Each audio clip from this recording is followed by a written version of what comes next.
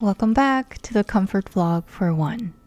Join me today as I make some dinner for myself, and I want to tell you about a perspective that's been on my mind that's starting to change the way I live.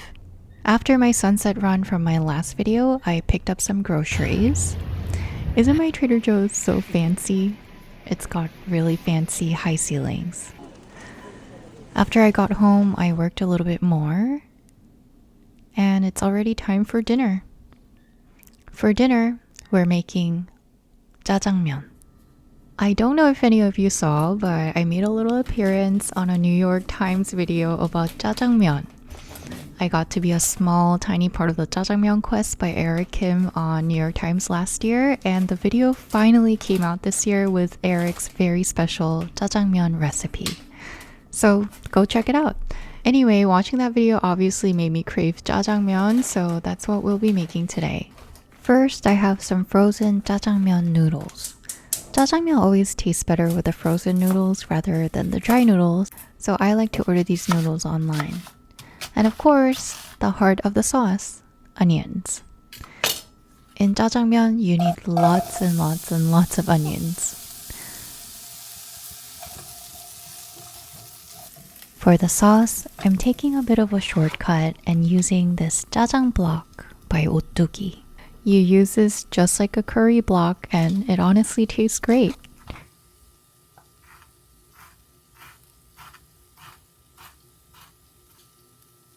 I like to chop it up first so it dissolves more quickly. I'm stir frying it with the onions with a little bit of garlic for flavor, and then adding the water.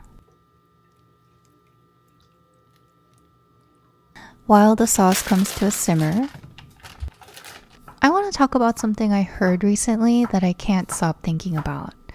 So I watch a lot of Korean TV content on YouTube, and this is actually the content that I really enjoy in my spare time. And as an immigrant in the US, it helps me feel connected to Korea and the current culture.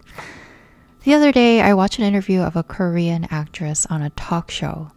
Lately, she's been popping up everywhere on Korean shows, and although she's been getting a lot of recognition for her incredible acting, not a lot of people knew much about her or her life.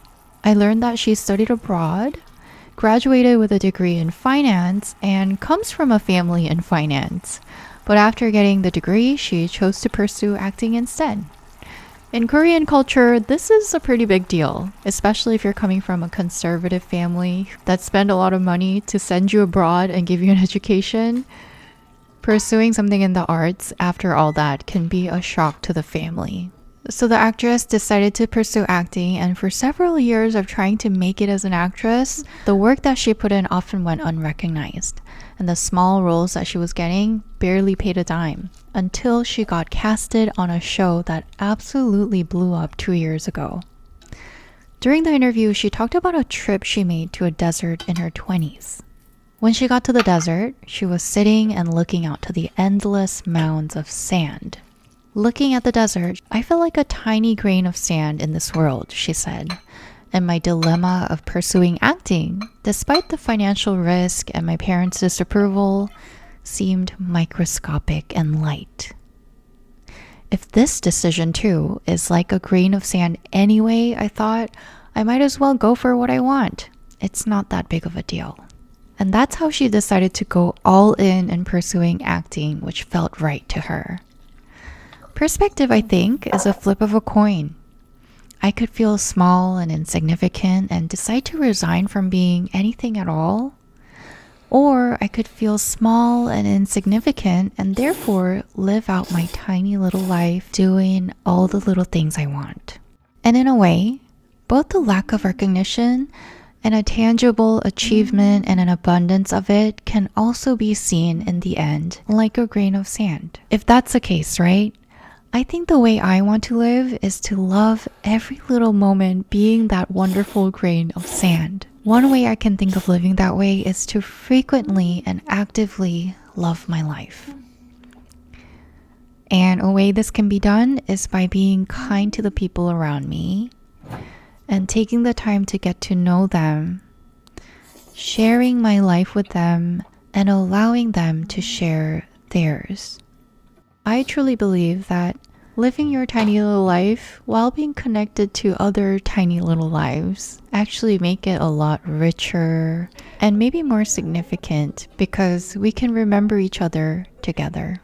What's one way that you can intentionally love being alive, even if it gets hard? I want to hear your thoughts.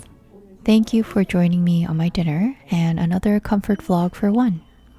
You might have guessed it, the actress I'm talking about is Cha Joo-young, who was recently on U Quiz. I'll link the exact interview that I watched in the description. Let me know how you guys are liking this new series. I tried to make it sort of a crossover of my podcasts and quiet vlogs, and I'd love to know your thoughts. Thank you for watching this far into the video, and don't forget to subscribe to my channel, turn on the notifications so you can join me when I post the next comfort meal. Bye!